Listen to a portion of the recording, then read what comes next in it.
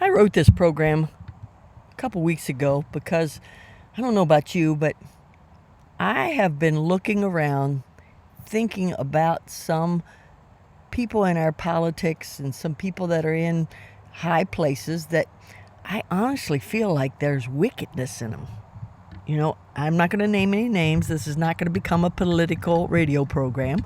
But it bothered me, and I sat and talked to God about it and say, Lord, what about these people and what they're doing and how they're trying to destroy America, or at least in my eyes, they're trying to destroy America. I said, what are we supposed to do about this, God? I just talked to him about it.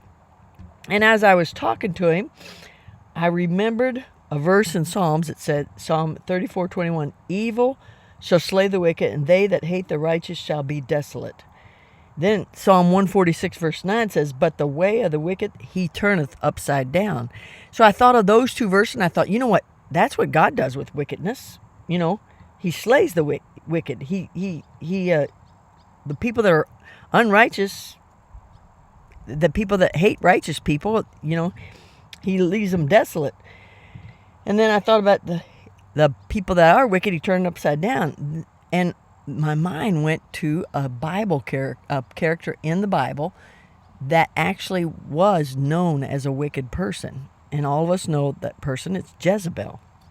And I thought of how God took care of her.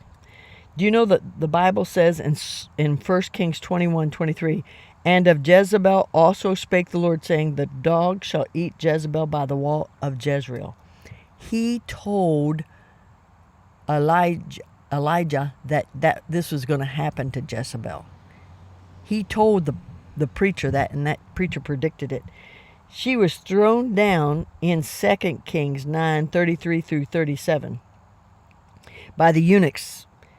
Then Jehu trampled her body with the horse.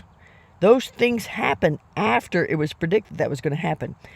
And we know how wicked she was, because 1 Kings 21:25, but there was none like unto Ahab, which did sell himself to work wickedness in the sight of the Lord, whom Jezebel his wife stirred up. So we know that Jezebel and her husband Ahab were wicked people.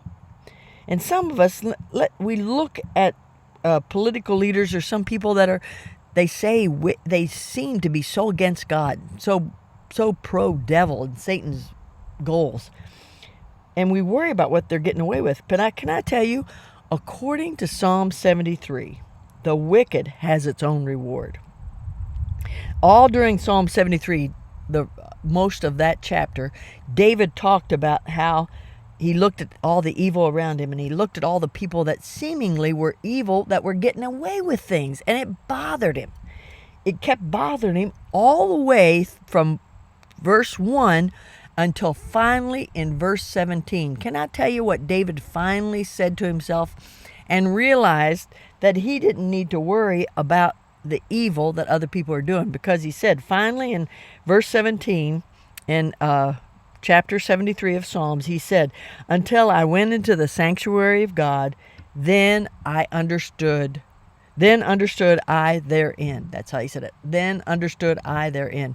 He said, I couldn't believe how they were getting away with this, and how they were saying this, and how they meant evil for this person. And he said all this all during Psalm 73, and then all of a sudden he said, I understood their end.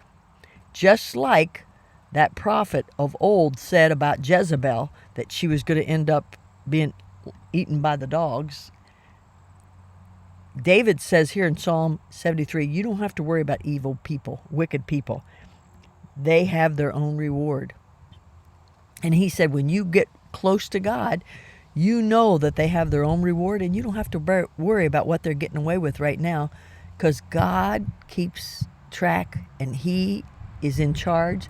And even though right now it might seem like they are getting to do wrong things, they're not always going to get away with it. I got a lot of peace when I read that Psalm 73 the other day, and I realized, you know what? Even Jezebel had her own end. Her reward was an awful death. And can I tell you that all the people that we see wreaking havoc in America, if they are unsaved, now I pray for them that they will get saved, and you should be praying too. But if they are unsaved, there's an end for them. And we never know what that end might be. Let's don't worry about what people are getting away with. Let's worry about us just staying right and doing right. Rejoice in the Lord always. And again, I say rejoice.